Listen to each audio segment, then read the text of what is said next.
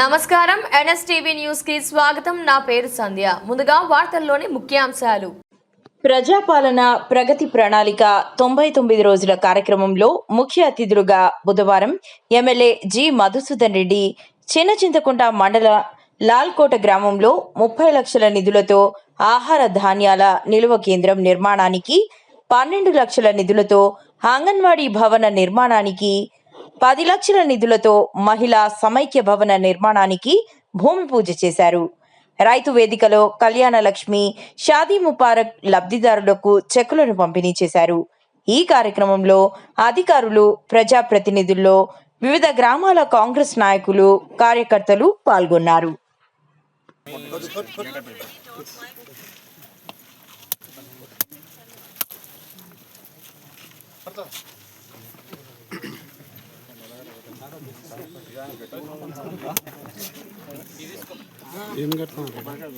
TRS party అధికారంలోకి వచ్చినాక అడ్డగోలుగా 10 సంవత్సరాలు ఎక్కడ దొరికితే అక్కడ అప్పులు తీసుకొచ్చేసి అప్పులను తీసుకొచ్చి ఈరోజు మనల్ని తినరుతుంది.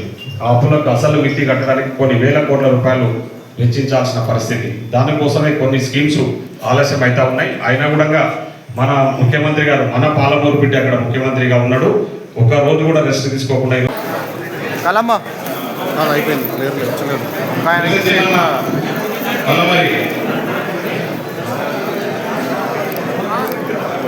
అటు దగ్గర మళ్ళా మరి ఓ రాఘవేంద్ర ఇట్లా రామను ఇట్లా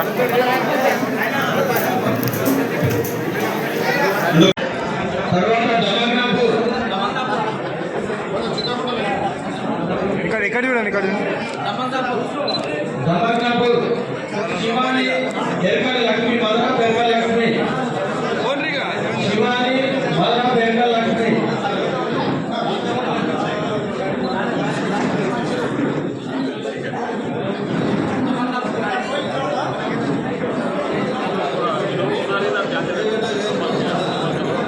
రాసుకోవడానికి ఒక గోదాముల నిర్మాణం సంబంధించి 30 లక్షల రూపాయలు నేను మండల హెడ్ క్వార్టర్కి వచ్చింది. మండలికి వస్తే నేనే లాల్కోట చాలా మంది రైతులు ఉన్నారు, వాళ్ళు చాలా మంది పంటలు పండించుకుంటున్నారు. కాబట్టి ఇక్కడ లాల్కోట కడితే బాగుంటుందని చెప్పేసి ఇక్కడ నేనే శాంక్షన్ ఇచ్చి లాల్కోట ఇప్పుడే శంకుస్థాపన చేసుకున్నాము.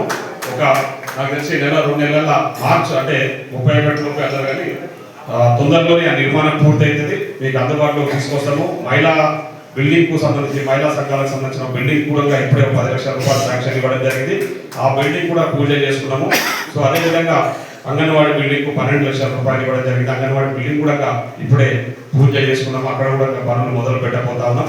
సో అదే కాకుండా ఇప్పుడు స్కూళ్ళను కూడా విజిట్ చేస్తే ఇంకా కొన్ని అడిషనల్ క్లాస్ రూమ్స్ కావాలంటున్నారు. పిల్లలు ఎక్కువ ఉన్నారు, చదువు సరిపోతలేవు క్లాస్ రూమ్స్ అన్నారు. తప్పకుండా తొందరలోనే నేను అడిషనల్ క్లాస్ రూమ్స్ కూడా కట్టిస్తానని చెప్పేసి ఈ సందర్భంగా వాటిస్తా ఉన్నా. సో ఇంకా పరిష్కారం చేయాలని నిర్ణయం తీసుకోవడం జరిగింది. రేపు మహబూబ్ నగర్లో మొత్తం మన జిల్లా అంటే మన నియోజకవర్గంలో ఉన్న సర్పంచులందరికీ కూడా ఈ విషయంపై ట్రైనింగ్ కూడా నిర్వహిస్తూ ఉన్నాం. ఏప్రిల్ 2వ తారీఖు గ్రామ సభ కూడా పెట్టబోతా ఉన్నాం. సో ఇప్పటి వరకు ఎవరికైతే ఇందిరమ్మ ఇండ్లే కానివ్వండి, తర్వాత రేషన్ కార్డు ఇవ్వండి, పెన్షన్ కానివ్వండి, ఇంకా రాని వాళ్ళు ఎవరైతే ఉన్నారో రేపు ఆ గ్రామ సభలో దరఖాస్తు పెట్టుకుంటే మళ్ళీ ఆ దరఖాస్తులు తీసుకొని రాని వాళ్ళని కూడా కొత్తగా పెన్షన్లు కూడా ఏప్రిల్లో అంటే 2వ తారీఖు గ్రామ సభ తర్వాత మళ్ళీ ఆ దరఖాస్తులు తీసుకొని వాళ్ళన్నీ పరిశీలన చేసి ఏప్రిల్ లాస్ట్ వరకల్లా కొత్తగా పెన్షన్లు ఇవ్వాలని గౌరవ ముఖ్యమంత్రి గారు నిర్ణయం తీసుకున్నారు. అదేవిధంగా పోతామని చెప్పేసి ఇది మీ ప్రభుత్వం, మీకోసం ఏర్పాటైన ప్రభుత్వం, మీకోసం పనిచేస్తున్న ప్రభుత్వం.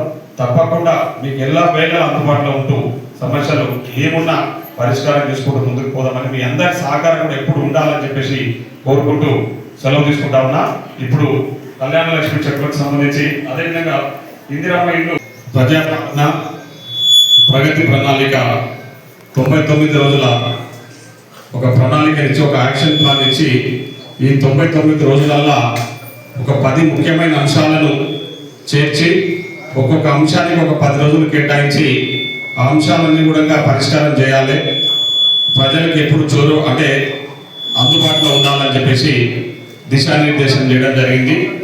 దాంట్లో భాగంగా 6వ తారీఖు నుంచి ఎన్నో కార్యక్రమాలు చేసి ముందుకు పోతా ఉన్నాం.